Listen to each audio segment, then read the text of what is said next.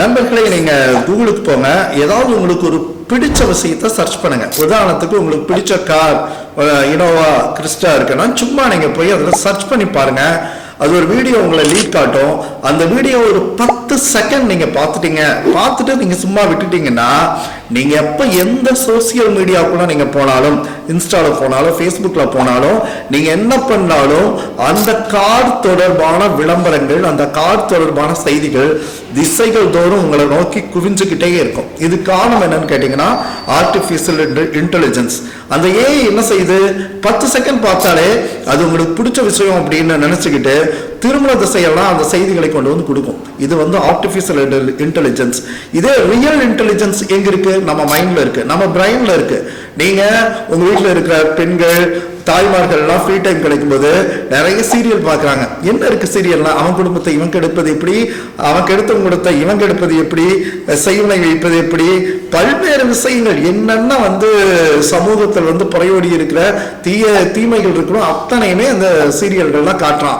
இதுல வீட்டுல இருக்கிற பெண்கள் வெறும் என்டர்டைன்மெண்ட் தானே, நாங்க கஷ்டப்பட்டு வேலைக்கு போறோம், எங்களுக்கு ஒரு என்டர்டைன்மெண்ட் வேணாமான்னு வாய் பிளந்துக்கிட்டு இந்த சீரியலையே பார்த்துட்டு இருந்தாங்க அப்படின்னு சொன்னா என்ன நடக்கும்?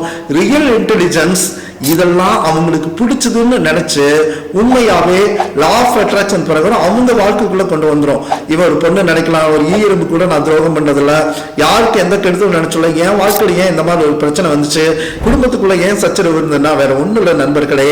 நீங்கள் சாதாரணமா பார்க்கிற சீரியல், சினிமா இவையெல்லாம் நீங்க அப்படியே டெடிகேட்டடா அப்படியே உட்கார்ந்து அர்ப்பணிப்புணர்வோட இந்த படத்தை பார்த்தீங்கன்னா இதெல்லாம் நீங்க விரும்புற விஷயம் உங்க வாழ்க்கைக்குள்ள ரியல் இன்டெலிஜென்ஸ் உங்களுடைய பிரைன் கொண்டு வந்து சேர்த்திடும். அப்போ சொந்த செலவுல சூன்ய வச்சுக்கிறதுன்னு சொல்லாங்கல்ல. நீங்க சீரியல் பார்த்தா அந்த திக்கு திக்கு திக்கு திக்கு திக்குன்னு இந்த சத்தத்துல திகளோட பார்க்கிற சீரியல் தான் உங்க வாழ்க்கை சீரழிக்குது என்பதை ஒரு செகண்ட் கூட நீங்க மறந்துடாதீங்க.